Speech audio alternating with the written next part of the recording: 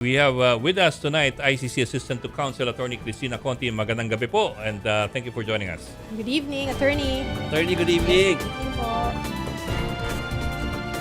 Hi ma'am, can you hear us ma'am?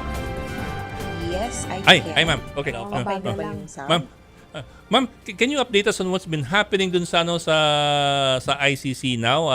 Of course, we've only been getting snippets. The last we heard kanina was parang pumayag yung presiding judge na i-re-evaluate yung health ni dating Pangulong Duterte.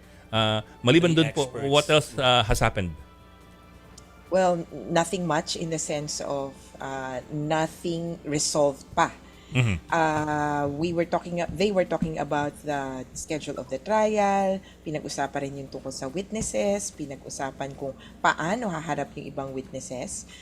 Pero sa pangkalahatan ay mukhang mamaya maririnig natin, mas makakarinig tayo ng kumbaga, formality and finality perhaps on some of the decisions. Pero definitely, wala pong maiplaplasta na schedule ng start of trial sa ngayon. Dahil yun nga, wala pa, no? yung issue tungkol sa kanyang fitness to stand trial ay ibinalik ulit ng defense. Habang tayo ay nag-hearing, in-upload sa ICC website ang parang panibagong request niya. So they have renewed the request to check the medical condition of the former president. Ma'am, why is that an issue? Why is this health an issue all over again? Kasi that was resolved last year. I do understand that there were several moments daw na natumba ang dating Pangulo. Pero maliban doon, was there anything significant that had happened since then? Well, I would say it's a technical or a legal point that the term itself, it says fitness to stand trial.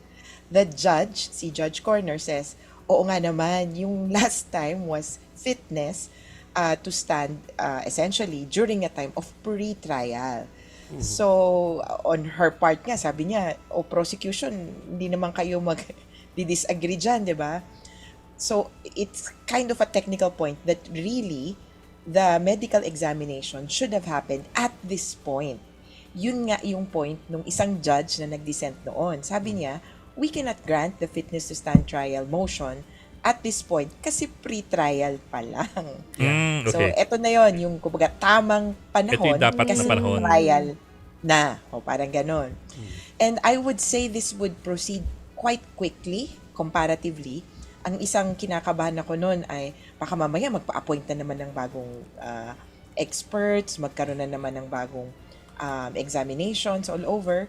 Pero mukhang, from the point of view of the judge, pwede na tayong may pagsisimulan na. Kaya ipagpapatuloy na lang yung tatlong nakaraang judge na na-appoint yung kanilang examinations kay Duterte.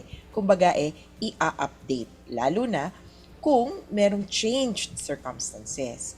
At dyan, Ed, merong issue dyan sa changed circumstances. Kasi bagaman sinasabi yung tumba-tumba, kung maalala ko, parang January or last year pa nga na yung mga sinasabing tumba-tumba. That was before the confirmation of charges hearing. Ang sinasabi ngayon ng registry, naglagay na kami ng CCTV sa loob ng selda ni Duterte. 24 hours. Oo. And in the past 30 days, walang pagkakatumba, pagkakahulog, dapa na nangyari kay Duterte. Walang episode. Oo. Hindi naman po na-compromise yung kanyang privacy po? Or paano po ano po yung placement ng CCTV, attorney? Well, hindi ko din alam, pero yung itsura nung selda, kumbaga, nung room niya, may portion doon na, kumbaga, hindi naman makikita siguro yung nasa CR. Makikita yung, kumbaga, paglabas o pagpasok doon. Hindi rin siguro naman dapat makita na habang nagbibihis siya. So, nasa angling nung CCTV siguro yung monitoring sa kanya. Pero kasi kung health ang pag-uusapan, maski sa mga ospital, di ba, pag merong mga tinatawag na yung sa suicide watch, talagang binabantayan, kapag ka merong posibilidad na may mangyaring hindi maganda dun sa pasyente. Parang dito rin, kahit na iba to, dahil detainee siya, dahil gusto malaman kung okay siya, ay nilagyan ng CCTV nga ano. O ako nga, mm, sa magulang uso yan, di ba? oo. Magpapalagay kayo sa bahay. lalo Oo, na para alam mo yung nangyayari doon sa mga kaanak. Yeah. Oo. yung iba nga may sound pa eh. True, true. Pwede mong makausap. So, ito naman po, ang sinasabi nila, hindi ito, kumbaga, special treatment kasi nasa regulations naman nila Yeah. na mag-adjust.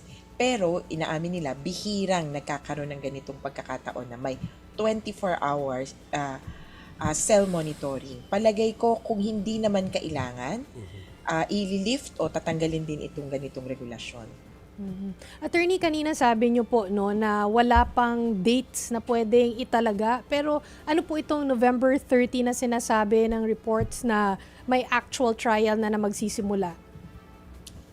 Proposal yan sa trial dates. So, nung nakaraang mga linggo, pinag-submit ng observations yung victims team, prosecution team, at saka defense team.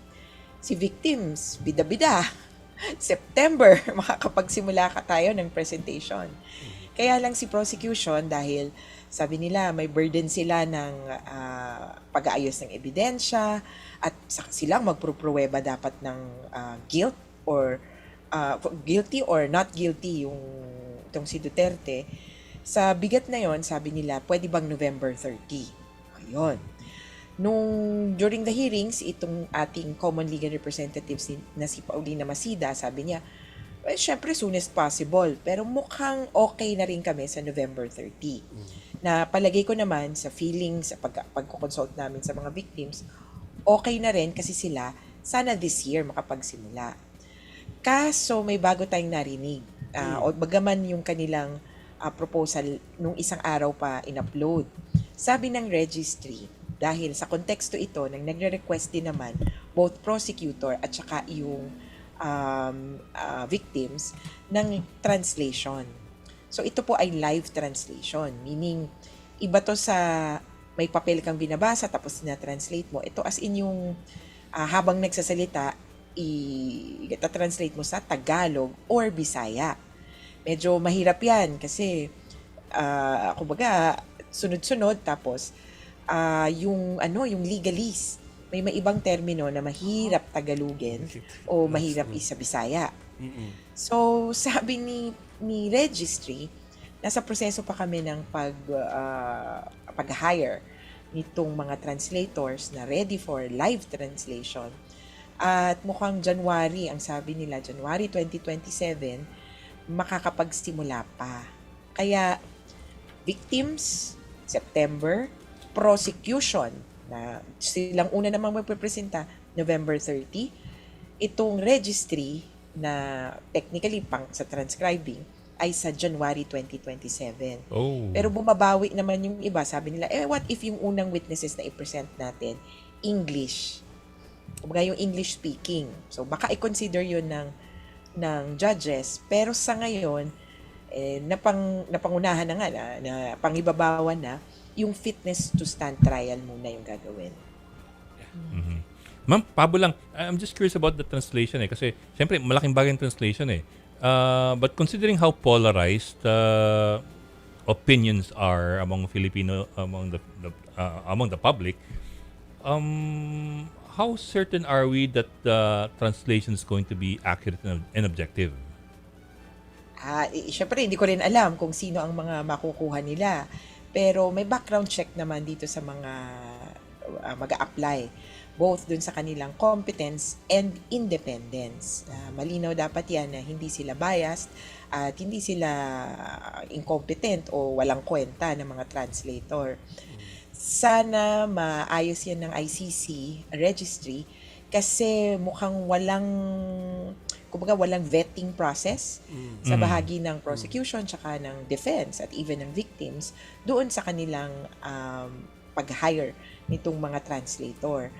Ang mangyayari, ewan ko kung i-forward pa ba yung mga pangalan doon sa ICC, sa mga parties, considering na hindi ito ganun kalaki, kumbaga na issue. Pero tama, posibleng magkaroon ng pagkakamali yung mga translator at kung sakasakali, kapag nagkamali, dun sila marereklamo. Yeah. Pero damage has been done. And you don't know that the made an error, whether wittingly or unwittingly, until somebody points it out. And hoping that Yes. somebody notices it. Kasi parang procedural o parang ano lang 'to eh. Hindi ito katulad ng pagpili ng expert na titingin kay Duterte. Ito ay kumbaga simple lang. In fact, yung judge kanina, tinitimpla ko nga sinasabi niya na sa Pilipinas 'di ba ang mga court proceedings in English largely. Sabi niya may nakausap yata siya.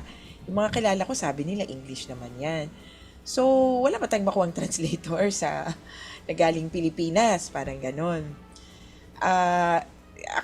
Ang iniisip ko, baka hindi niya naintindihan yung ibang requirements pa kasi may isang malaking requirement na kailangan kaharapin itong mga translator. They have to be there Yeah. kapag nag-hearing. Kumpara po sa kung volunteer translator na nasa field, mga nasa Pilipinas o nasa ibang lugar habang nangyayari. Itong live translation sa mga hearings ng court, dapat nandoon ka. Bawal work from home. Sabi nga, bawal ang Wala. Zoom. Hindi katulad dun sa Senado. Anyway, bitin tayo, Attorney Conti, pero uulitin na lang po ulit. Thank you for joining STL ngayong gabi. Sure, at saka hindi pa naman tapos din yung Yes, hearing. yeah. Kaya baka kailangan balikan pa pagkatapos Yes. ng hearing ngayon. Plus, may susunod pang mga status conference hearings for definiteness in the conduct of proceedings. Thank you, Thank Attorney you, ma'am. Conti. Salamat, Thank you. attorney.